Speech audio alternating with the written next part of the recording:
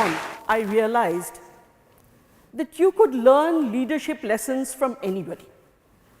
Let me narrate to you an incident from one of the earliest branches that I headed. This branch had a very strong and active union, and the leaders were heavyweights in their own organization. But there was this young chap who wanted to take over. I watched with interest, and his band of 5 young followers went about capturing the mind space of the branch employees.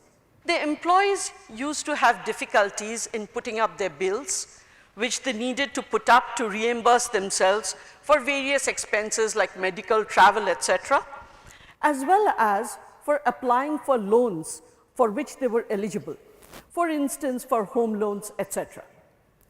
Now, this band of challengers, each one of them volunteered to become an expert in one area of preparation of bills or putting up of loan proposals. And then they went about offering their services to the branch employees. By the end of the year, every single branch staff was building his or her house with a home loan. The bills were getting paid in double quick time because they were submitted in apple pie order, and management didn't have to raise umpteen questions to pay them. When election time came around, this little band won hands down. The incumbents didn't even know what hit them. And that is when I realized that if you have a good team and a good strategy, you will win every single time. It doesn't really matter how small you are or how late you are with the idea. But if you have a good team, what then do you need to do in order to make them more efficient and more productive? The secret is never put a square peg in a round hole. It is the leader's job to determine what are the strengths of each of his or her team member, and thereafter position them in a place so that they can play to their strengths.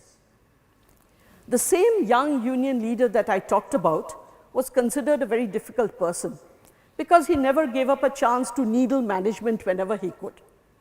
Now, I used to think that he does this because he was a highly intelligent person, and I thought that he was getting bored with repetitive jobs.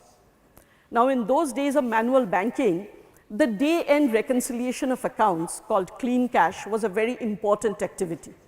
But it was an activity that needed not only diligence but also expertise.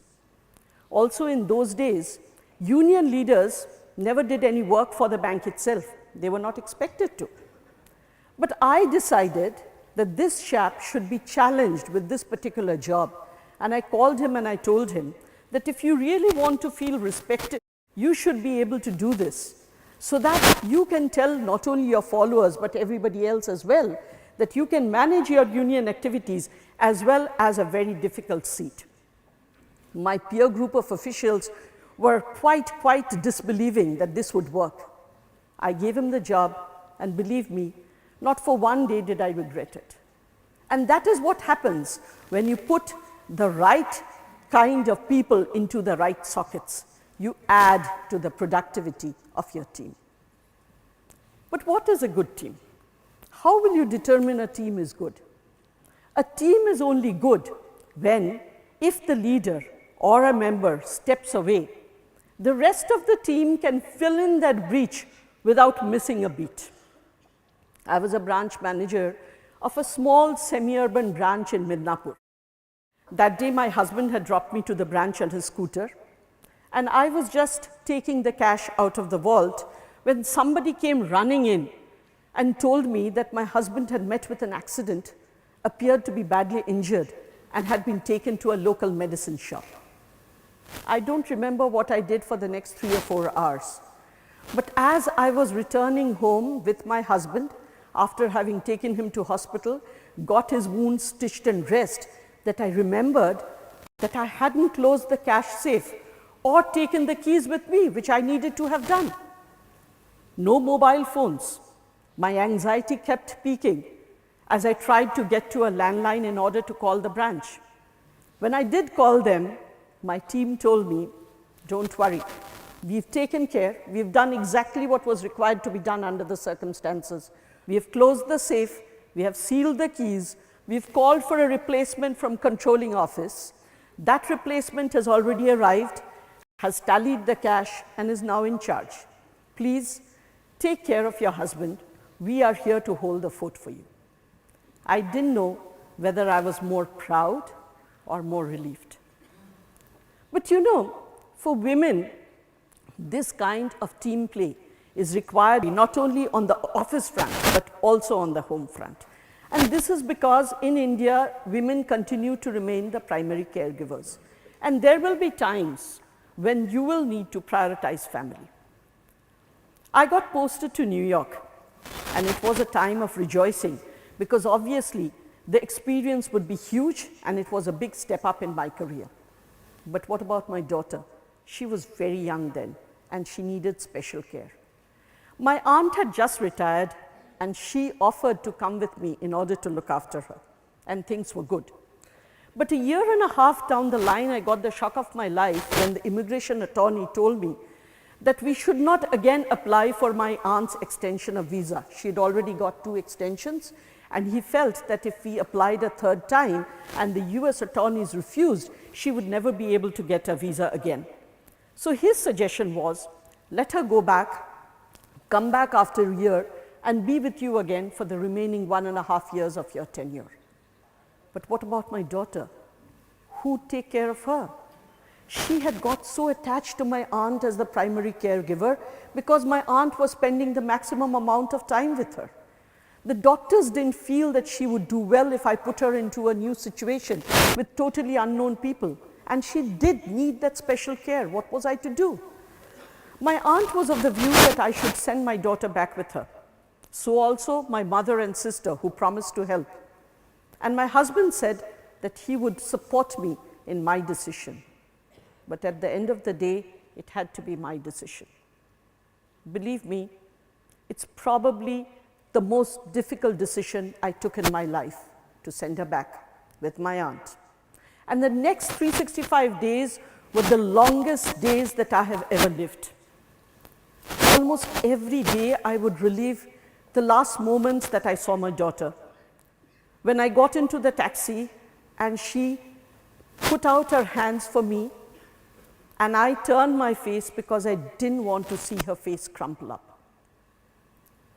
I would put through a call morning and night. Those days, there was no FaceTime, there was no Skype, there were only landlines. And then there was something called a false ring, when I would think that the phone was ringing, but the person at the other side was probably looking at a dead instrument. And I would get horrific images in my mind. I would think that probably my daughter had an accident or she's fallen sick, and all the people at home had rushed off to hospital, and that's why they were not taking my calls. My parents' neighbors got used to being woken up at all times of the day or night because I was in the US, and this was India, almost 10.5 hours, 12 hours difference. But the community came together, and if my parents' phone wasn't ringing, I could ring up anybody in the neighborhood and find out how my daughter was doing. I was on pins and needles at the end of that year, waiting for my aunt's visa to come through. And when it did come, the relief was undescribable. But then another apprehension set in as I came back to India to pick up my aunt and my daughter. And that apprehension was, what if she had forgotten me? And as I approached my house, my heart was thudding. I opened the grill gate, and there she was, sitting on the veranda playing. And she looked up at me, and for a moment all was still. And then she stretched out her arms again, just the way she had the day that I had left. I don't really know, even today, whether I did the right thing or the wrong thing. But this much I can tell you, that she's grown up to be a lovely woman. On my last birthday, just at 12 at night, I received a WhatsApp message from her. It said, "To my mom, happy birthday. Thank you for being there for me." I laughed a little. I also cried a little.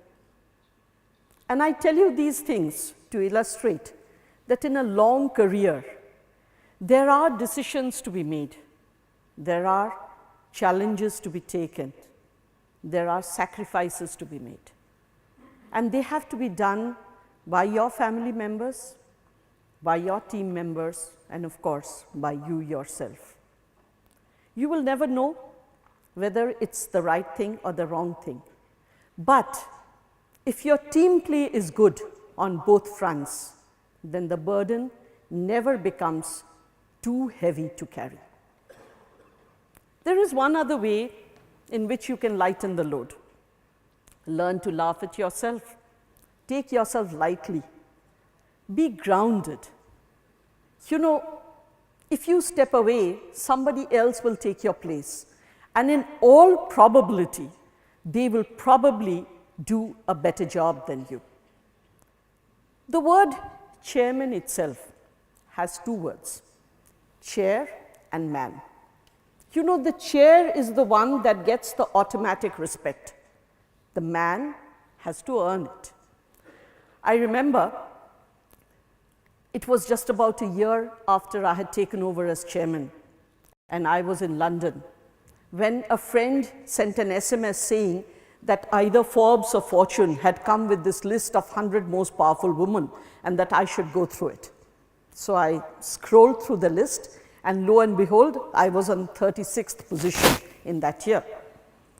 And who do you think was in the 35th position, just one step ahead of me? It was Her Royal Highness, Queen Elizabeth. And I was in London, you know, so I was highly tickled. So I sent off an SMS to my husband, have a look at the list, you know, this is where Her Royal Highness is and this is my ranking. And he immediately sent back an SMS.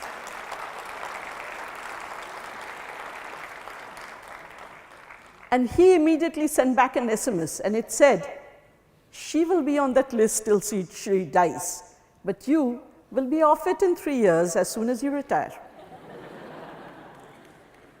That truly brought me down to earth. And if you are grounded, the added advantage is that you will be accessible. What happens when you're accessible? When you're accessible, you get to hear the things that you need to hear, not necessarily the things that you want to hear. And if you hear the things that you need to hear and you take them in the right spirit, then I can promise you that efficiency and productivity of your team will continue to be maintained.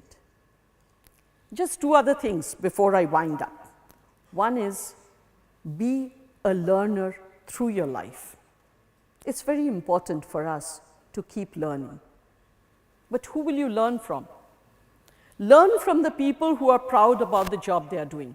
It doesn't matter whether it's a big job or a small job. Learn from these people because they are the ones who are trying to excel in every single thing that they do. I remember a lesson that I learned from a liftman.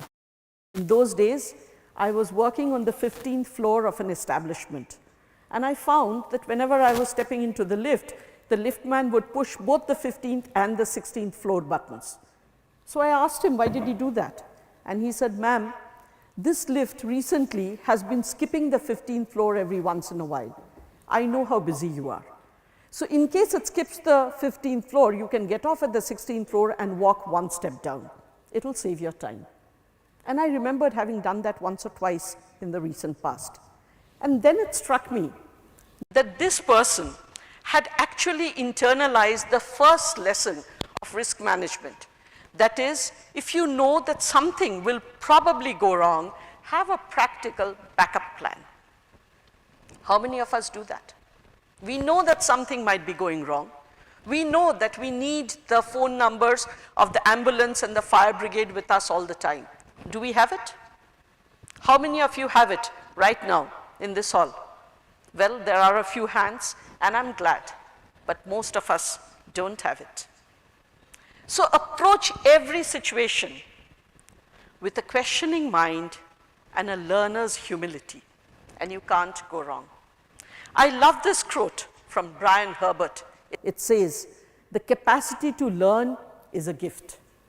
However, the ability to learn is a skill, and skill, as you know, can be learnt by all. And yet more, the willingness to learn is a choice. And it's a choice that we must all make, because it is only this that gives meaning to all the reversals and failures in your life. If you have learned from them, then you have done well. Last and not least, you must love what you do. Because in a long career, there will be days when you will feel challenged, there will be days when you'll feel energized, and there will be days when you'll feel exhilarated. But there will also be days when you feel despondent, when you feel dejected, when you feel disillusioned. At such times, you cannot keep up your energy and give your best if you are not really passionate about the job and if you don't really love it.